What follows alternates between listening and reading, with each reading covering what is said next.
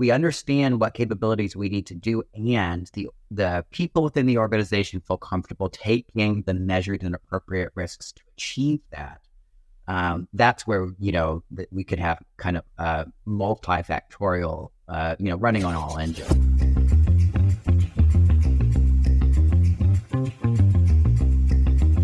Hi, everyone.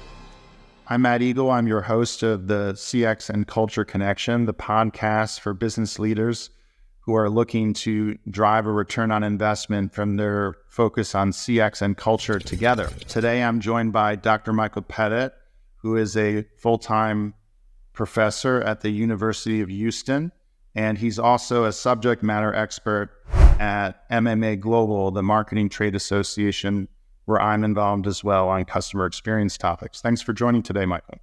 Thank you for having me. And Michael is leading the marketing organization think tank, which is our most favorite think tank because of the name MOST, Marketing Organization. That's right. That's a clever acronym we have there. Although the MAT think tank I also like too, the Marketing Attribution think tank, just because it's named after me, but that's not the reason to prefer it, I guess.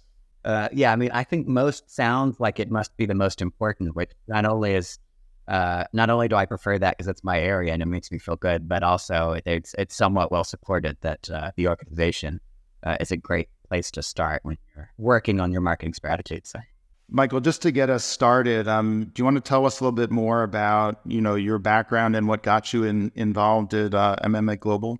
Yeah, sure. So I guess I started a career as a practitioner, largely in media sales. And so I was the largest stint of time I spent. I was almost 20 years as a practitioner, but about 8 of those years were spent at CBS.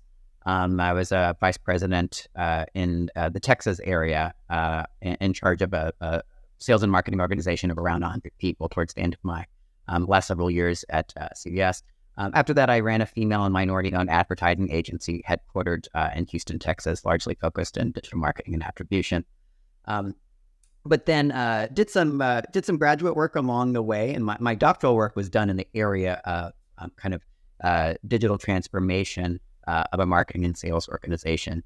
Kind of looking at a lot of the things that we now study in most.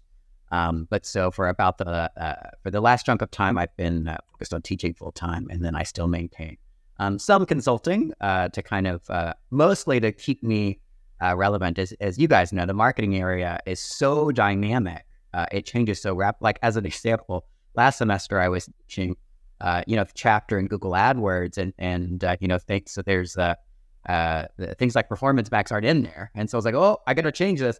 And so my goal with doing some part-time consulting is to stay relevant in the classroom. And that's really what led to the relationship with MMA, because the work that we're doing there kind of throughout MMA, but it's specifically the area that I'm the program director for, the marketing org think tank, helps me stay plugged in, something that I really enjoy, so that I hopefully can bring what I learned into the classroom into industry, and what I learn in industry. A little bit of my background there.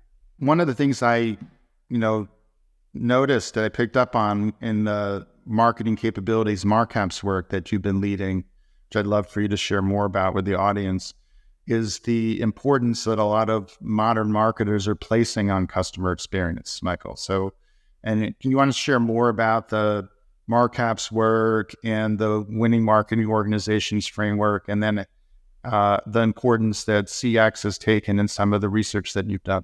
Yeah, so to be fair, I can't take credit for this research. Gentlemen much more accomplished than myself have been working on this for a number of years. And so, but my involvement has been to help with pretty deeply with the collection of the data that they were then analyzing in the recent times. As I think some of this work has already been published in Harvard Business Review. These are, when I say foremost experts in their field, I mean one of the foremost expert in the area connecting marketing with financial outcomes. Is among the several many fully tenured professors at Emory, Wisconsin, Georgia, that work on this team. So it is I am easily the least accomplished person that touches this from from the folks at Markup. But it is a stellar group that has been working on this for quite a long time. I'm sure their names have been magically appearing on the podcast on the screen as you've been talking. Yeah, there's a list there that I'm sure the editors will provide for you guys. But back to your original question related to customer experience, this work is somewhat expansive in the area of marketing org, right? And so one of the findings is that this kind of concept of capability fit, meaning the extent to which your marketing organization fits the capabilities of which there are 72 identified with this research. The extent to which that there's a fit, there's a correlation with growth rate. And so, in fact, in the findings, they demonstrated that a 1% increase in fit leads to a 2.5x increase in growth rate for the firms studied. And there are hundreds of firms in within these data. And so that's one of the kind of key and important findings that links this marketing org with financial performance. But within these 72 capabilities, a large chunk of them are really in the bucket of kind of what are called experience value for the customer. And so it's something that is emerging in the work, kind of the importance of this experience value, and then especially for firms where that experience appears to be important to fit, and so important to the strategy of what the firm makes a position within. To that extent, there's kind of alignment with the customer experience area as well as with this kind of marketing org area, and with the potential to have kind of direct impact on growth rate of the firm. So what are some of the areas in customer experience in the capabilities that winning marketing organizations, WMOs, are focused on? Well, I guess that's it's a tricky question only in that there are 72 odd capabilities, and something like 1/6 of them fall within the chunk of kind of experience. But I guess the research of the Marquette's team that we're working on and currently collecting new data around to continue to kind of validate and test indicates that what really matters is that you're good at the capabilities that are important for your firm. And when it's really kind of an allocation of resources kind of puzzle, right? Anecdotally, though, I will say, the Marquette's team and myself, we work with a lot of firms to kind of begin an analysis to understand where they currently sit related to capabilities. And it has been on, I don't know, the past several of these large firms that I've worked on, that there's a need related to increased capability for customer experience. And so, that's one of the things that's kind of being called out and identified. And so, listen, this research does not go so far as to claim that every firm should be good at customer experience. This research specifically stops short of making that claim. And the evidence kind of indicates that if it is important, and it frequently is, that the firm should allocate resources there rather than other less important areas. So it's kind of, the lesson is you can't do all 72. You will not succeed. You will be beat by firms that are, more focused in the areas of their competence. I mean, it's a good point that some companies have other priorities, but for a lot of companies, customer experience is a priority. And that I would wager that they're more likely to be among those listening to this podcast together, given the CX and culture connection. So within that universe, then a lot of what we see and what we've been talking about with people is they're really focused on getting beyond the product, building an experience that's beyond the product, that has content and community and commerce that's broader than just the product usage experience, beyond just the advertising. And that's, I think, what consistent what we see at MMA Global was building closer relationships, more personalization, more content, more community. Advertising is really important, and that's increasingly becoming personalized too, with some of the consortium for AI personalization stuff that we're working on at MMA Global. But generally speaking, what we see is a lot more investment in content, community, and commerce as ways of deepening relationships and building, brand favorability and propensity to engage with the brand. Yeah. So all of it, it appears that there's a nice synergy with what we're learning in both of those think tanks and in the broader research. So it's an area that, I think all of us are interested in continue to explore because it looks extremely promising. Yeah. What are you focusing on in your class these days in digital marketing, and how does it, relate back to some of these topics? Well, I teach a number of classes. Some of my favorites in the, graduate programs, I'll teach marketing management, which most aligns with my specific interests. But currently teaching a digital consumer behavior course, integrated marketing communications courses. But with all of them, even I teach professional selling as well. But so with all of them, one of the things that I think is rather key that is somewhat skipped in the world of marketing is good old fashioned market segmentation, then targeting and kind of positioning. And so I as a practitioner, I saw a lot of success. Well, I'll tell you a quick story. When I was at CBS, I was running radio stations for a chunk of my career, and we did this was in Houston, Texas, where we were trying to uncover. We had a station that was underperforming, and we were basically doing large and not inexpensive research projects around understanding how we could improve the ratings of that station, right? We didn't do the proper research because we made assumptions and narrowed in of we think the target is this, we think the demographic is this. And within that research, we found a market opportunity that we basically targeted a narrow age group, female demographic for our research. And had we done a broader analysis and truly segmented the entire market, it would have given us a clear picture of the step that we need to take. With the limited information, we still made this step. We did, and it was actually the most successful station flip in CBS's entire history. We created a brand called The Spot that has now been copied in other broadcasters around the country.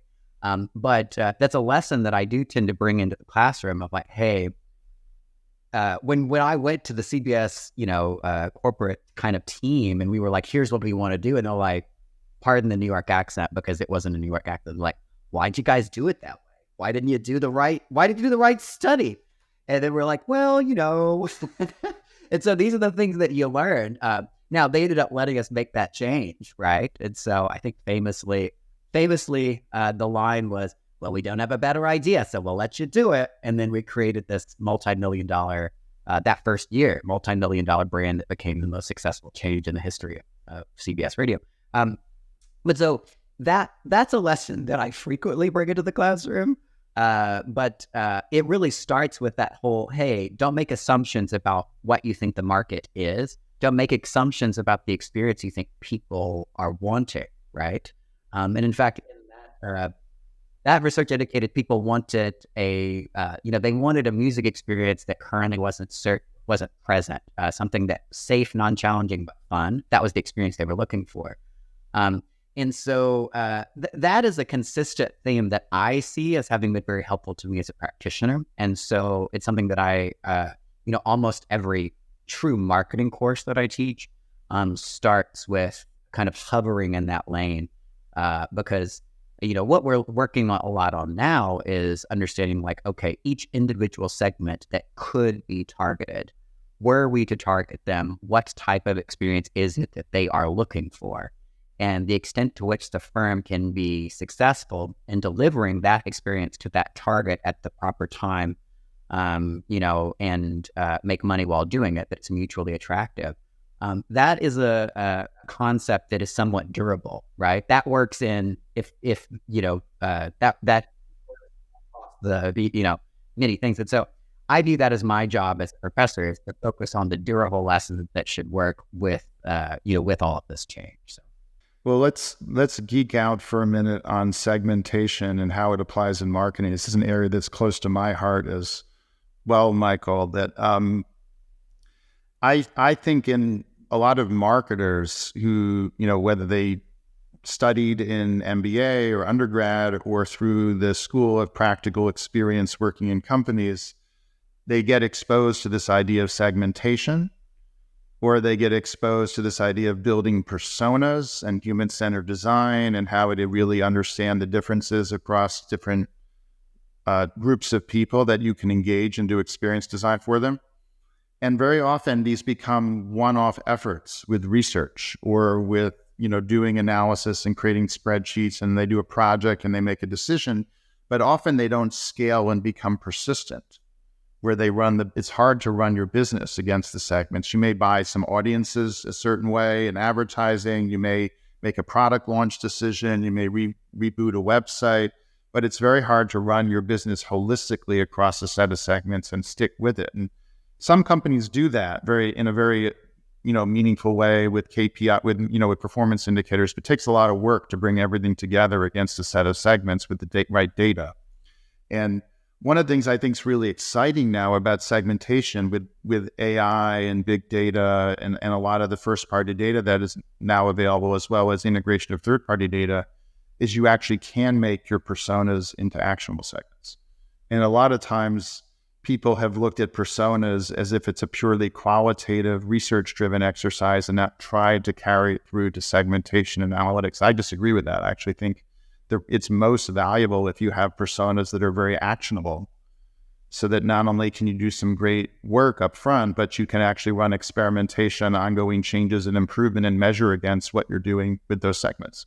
Yeah, no, I would strongly agree with everything that you just said, and I would even add to it something that as someone that has spent time as a practitioner and spent time as a quasi-academic, what I frequently see as an observer of organizations, right, is that certain ideas and concepts, such as personas, are although extremely valuable and important, they can almost be weaponized organizationally to make what could be quite cogent arguments related to the kind of marketing strategy that should take place, right? So personas are something that a broader audience can understand outside of those with some marketing expertise. And as a result, I frequently see marketing executives using that kind of strategy to help everyone understand what the goal should be. And so, I might describe it using a term from the academic literature, ability to visualize the future state.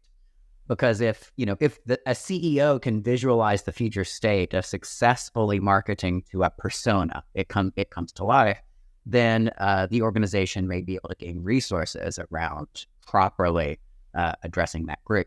And so, although I think that is extremely valuable and important, what might be, even more valuable in terms of unleashing and unlocking kind of an extremely effective marketing organization is kind of what you're describing as a culture where the org has some built-in kind of levers of having everyone visualize what success looks like. And that we can now, especially using AI, we can likely be successful targeting personas that we haven't even thought of. And so, but that is a very different future state that I might argue that, if we're on our best days, we're advocating for organizations to become good at that rather than, helping a CEO understand 2 or 3 personas to gain budget to achieve an objective. There's, I think, a trade-off, which is not necessarily has to be a trade-off between doing more of a top-down strategic view of your personas and your segments, and that's kind of then trying to have them be consistent over time because you're measuring certain level 1, 2, or 3 performance metrics against your personas, which become segments, versus a more bottom-up approach where you could think of them as emergent microsegments, where, what you can do with, and this is actually something I talked about with Ronnie Vexelman, the head of marketing at Optimu, one of the CDP journey orchestration platform that was on the podcast earlier about, we got into a friendly debate about whether you even need personas and segments, because the AI will allow the segments to emerge with the microsegments. And I actually think it's a both and, because as an organization, you want to have something that lasts over time to drive alignment, to drive decision-making, to drive investment, to track your performance over time against them. How well are we doing here? And are the changes we made to the website or the product launch or the campaign working with the segments we want? With what I think of as microsegments within a persona. I've seen this with companies where you come up with, 5 or 6 personas, which there may be thousands of microsegments within those segments. And now you can start optimizing your email, your advertising, your content within a segment on a much more thin slice basis if you have the data. So it's, it actually helps to have them together. And in some cases, you may learn there's a clustering of a persona you hadn't thought about when you see the microsegmentation that's emerging, that actually you're running lots of experiments and there's a group that you hadn't really thought about as a good customer segment. Yeah, no, I think what you're saying is very true. And there may be, okay, so we're all guilty of it, most of all, bringing this, what we'll call a dominant logic, right? Academics call it a dominant logic, where we tend to view the puzzles in a similar framework as those that we've seen before. And, that's one of the reasons why business struggles to change. The leadership views things with the dominant logic of, here's where we're successful for. I guess it's an unknown if that would be the same with some of these segments, because currently we may be ideating around, a local maxima, right? Where there's just one spot, where there's one segment, and we're ideating around, well, could it be micro targeting things within this area? And again, it is an unknown, but to what extent will AI be capable of finding segments that are kind of outside of our area of understanding currently? And I think that's what to me is really exciting, is to what extent would we be capable of creating organizations that are trusting enough to allow that type of wild ideation. I think on our best day, that's where we might be able to have the most success. And it really does go back to the little lesson that I was mentioning, that I bring into the classroom from my practitioner experience of, it's so easy to miss area segments that could make you wildly successful because of the dominant logic that we bring to the table, assumptions about who you've been successful targeting have. And I guess my hope is that organizations may be comfortable enough taking risk, at least in a moderated way, around the information that we might glean from AI, to discover areas of totally new what I'll call mutual attractiveness, totally new spots that we didn't even think about. In addition to ideating around local maxima areas that we know where we can micro that. So to bring it back to kind of org for a minute, I think one of the things that data and analytics and AI have allowed is a more distributed approach to analytics and to testing and learning. Than, there is a trend prior, AI is not a new phenomenon, it's just accelerating recently, but a trend to this notion of citizen-led innovation as opposed to centrally driven innovation. When the citizen-led innovation is, you're upskilling people, you're giving them tools, you're empowering them throughout the organization to let people do things in the businesses, like the brands and the customer teams and the geographies, in a more distributed way throughout the organization. That's kind of where we got to with search, where like it was originally central and now everyone does it everywhere, right? So it's like it's much less likely to be completely centralized, and what's done in the quote unquote center evolves over time. right? So this is, again, a both and philosophy, that there'll be certain things that you're nurturing in the center to say, these are the capabilities we really want to build. We're going to be centrally driven in these. And I think what you found in the markups is the winning marketing organizations are more likely to centralize certain capabilities, but it's a subset of the capabilities that they're more likely to centralize, not all capabilities, right? And they're picking their spots. Meanwhile, while you centralize some things, you actually would like to create a culture where there's skilled people across the organization and collaborative behaviors where they can actually do things throughout the organization with different local optimums, that not everything has to be run by the center. So that's a constant balance of what do you do in the center versus what are you actually trying to upskill and empower people to do throughout the organization. Yeah, no, I think in the research from markups, there's several, almost limit, unknown interesting findings that we're still unpacking with these data that have been collected. But one is that the organization itself, not meaning the org, like your organization, but meaning like how it is structured, were it to be central, decentral, geographically structured, those things. There does not appear within these data to be strong evidence that actually matters much in terms of predicting firms that will be a winning marketing organization, those that outperform competitors, basically, which is a somewhat fascinating finding. There's other things such as insourcing versus outsourcing. There doesn't appear to be strong evidence that really matters either. As a man that does some consulting for firms, many times I'm brought in to help with insource or outsource, perhaps in the short term, it makes sense to get something handled. But the markups research seems to indicate that, our kind of resources should not be expended against constantly reorganizing and insourcing and outsourcing. There is the stronger evidence, though, that if you need that capability, you need to make sure it exists in some capacity. And you can take resources from the capabilities that matter less. I guess the steps are figure out what capabilities really matter, make sure they're allocated properly, and, kind of have a longitudinal approach here so that you can continue to see what is needed, see what is needed to change. One other thing, though, that is, uncovered that is maybe not a spot where the markets team is continuing to focus, but there is some nice correlation with, the tendency to be winning marketing organizations and the presence of psychological safety, the extent to which there's kind of trust within the organization.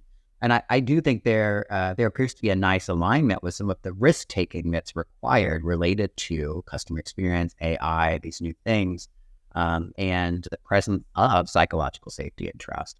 So that not only are the capabilities important, but if we can get the environment right where we understand what capabilities we need to do and the people within the organization feel comfortable taking the measured and appropriate risks to achieve that, that's where, we could have kind of multifactorial, running on all engines. That's you're highlighting it, and I know Peter Drucker didn't say this, that culture eats strategy for breakfast.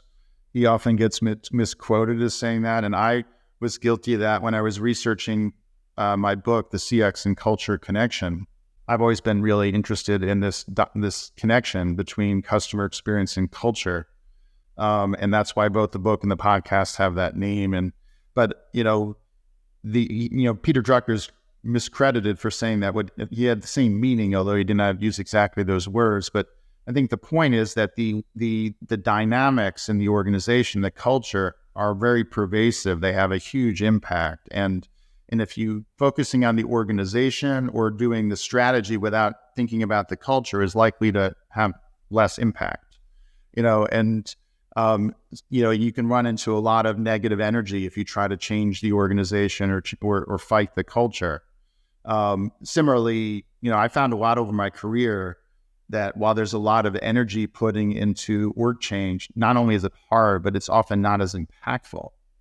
If you focus on things like skills or behaviors, or the creating the right conditions for people to collaborate or take risks or apply new ways of working, that's actually way more important than changing the lines and boxes in the organization. And that takes a lot of leadership attention to make that happen. And I I think that's what sounds like you're finding there, is that this is echoed in a lot of other things. In fact, the CX capability maturity study we did at MA also, Michael, where we had over 100 companies engage in that and ranked the leaders and non-leaders. The leaders were also more likely to focus on change in culture.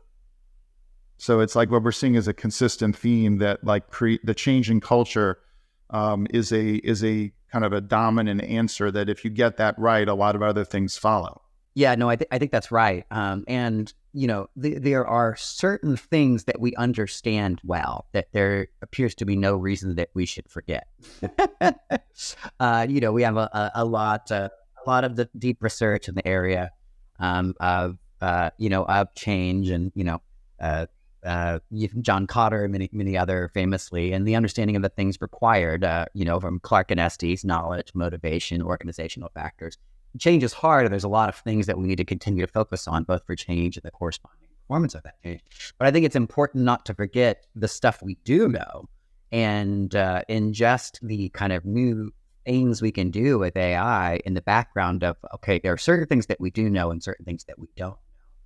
And that is, you know, both as a practitioner and as an academic, you know, in the classroom, I try to focus on things like, all right, this lesson I'm pretty sure is durable. I'm pretty sure, based off of, you know, the body of research, as well as my experience, as well as my continued consulting with people in charge of, you know, large organizations, that getting the environment right is going to always be pretty important for scaling anything. And so, you know, that's I think that point is well taken. For us to be good at customer experience in a big way, we'll have to be good at the environment that allows that to scale. And you know, so I have a lot of interest in how we can, you know, actually do that and get it to work, and then teach people how to keep doing it, right? You know, in John Katzenbach, who I had the pleasure of working with at Booz and then PwC, is a real mentor on culture topics. He wrote The Wisdom of Teams, Don't Fight Your Culture, Lead Outside the Lines, a lot of other books. And he always talked about the formal versus informal organization and how both matter. The formal is kind of rational compliance, the informal is emotional connection, right? And startup companies naturally gravitate early on to informal and then often add more formal structure later. Visionary founders, they have strong cultures, they have a lot of informal practices, and they lack formal structure and they add it. And then unfortunately, paying too much attention to formal and not enough to the informal leads to problems later.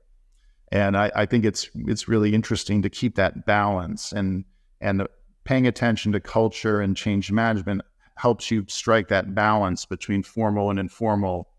And work structure is just one formal element. There are other formal elements like incentives and motivators, or decision rights, or, you know, making sure there's the right KPIs and information. Those are more formal mechanisms.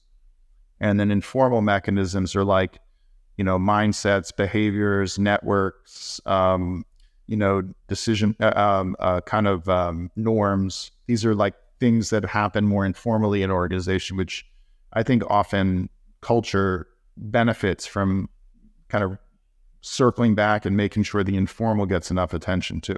Yeah, no, I mean, and that, I think that's right. And it's, you know, I kind of mentioned one of the areas that we leaned into heavily when in my doctoral program at USC, was it's a work from Clark and Estes, you know, it's called Turning Research into Results. But so it's largely, you know, a tool that's used broadly in the area of performance and organizational change. And the three factors they put forward are knowledge, motivation, and org, right? And so in these startup environments, ostensibly, those that are starting up have the subject matter expertise. They have the knowledge because they've made the choice to kind of engage in that activity. By definition, when you create a startup, you have the motivation because no one has kind of asked you to do it. And then those organizational factors, you know, when the organization is small, they're very easy to manage. the larger they become, the greater the challenges become related to communication.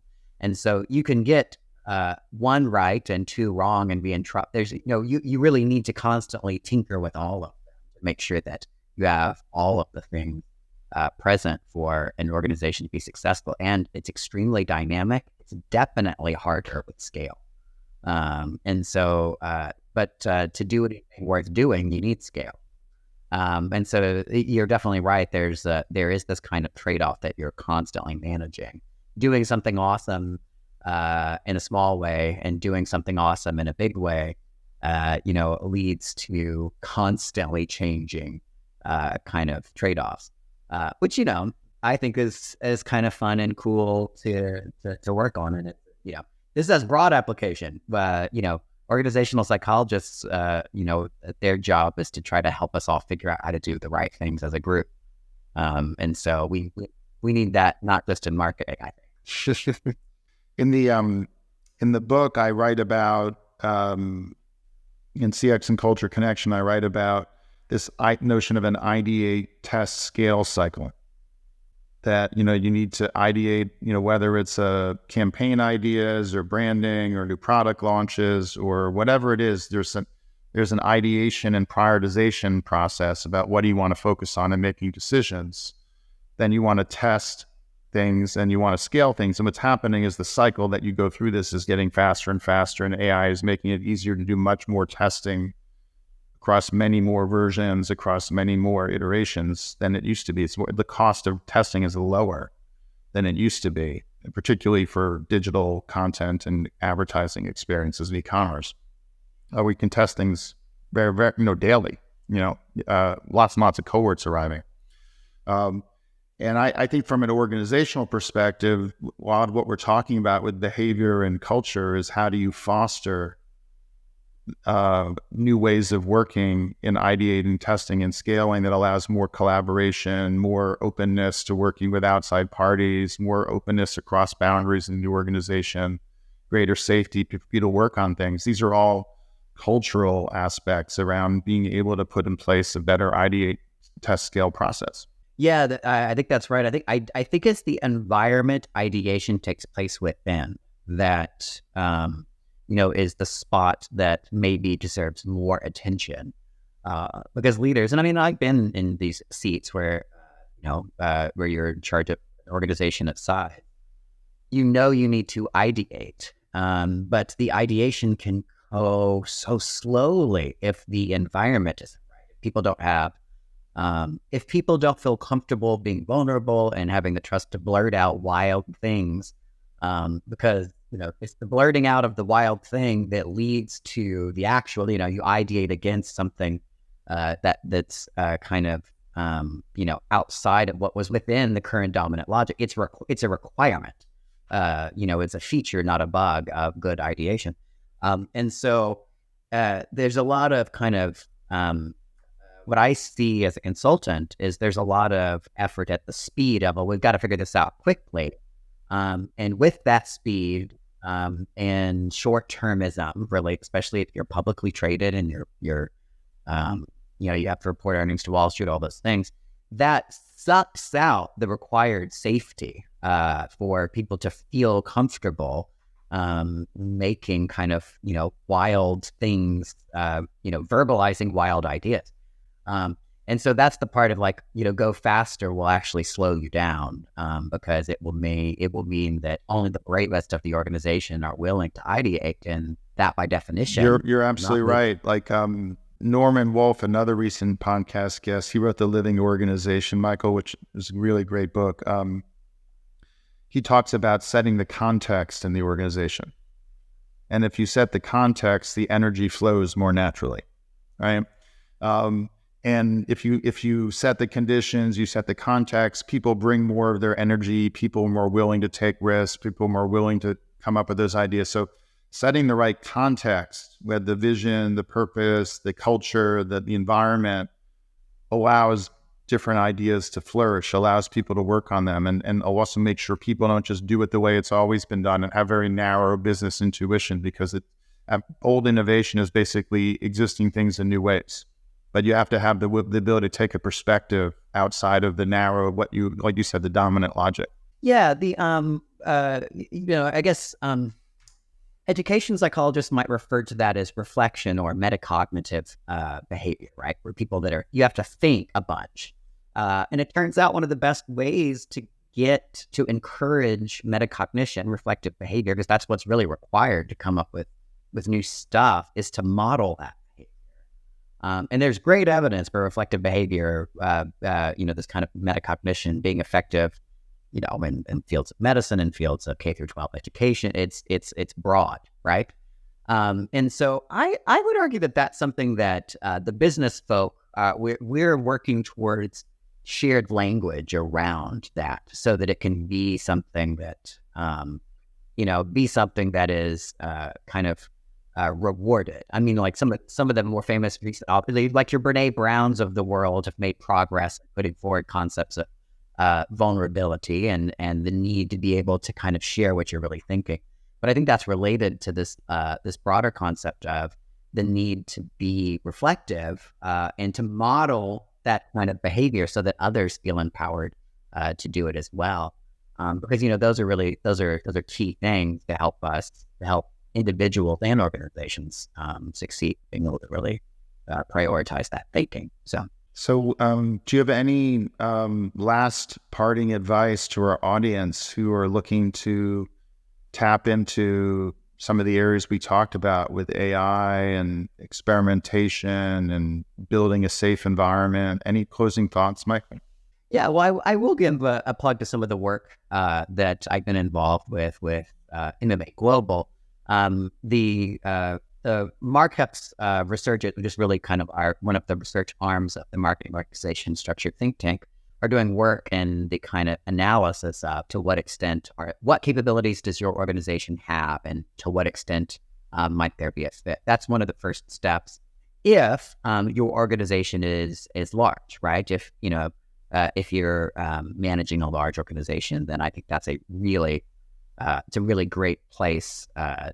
And what could people who are listening who fit that do to get in touch with you or the right folks if they wanted to learn more about that? Yeah, so you can certainly contact us on the most pages of the MMA Global website. And so we can certainly create conversations that way, kind of schedule introductory time with the professors and myself to kind of explore the extent to which there's a fit there. And I think, outside of that, listen, that doesn't always if you're managing a marketing org of, like maybe I've managed organizations from 10 to maybe 110 people. That may not be, it may not be that it makes sense if you're managing an org of 100 people. I think some of the lessons that are most important are really those related to the environment. As we focus so much on the short-term goals that we are required to achieve to remain in our kind of roles. I mean, marketing roles, CMO roles at the very least, are the highest turnover C-level position within firms. And so, of course, that naturally creates a focus on short-termism and performance, right?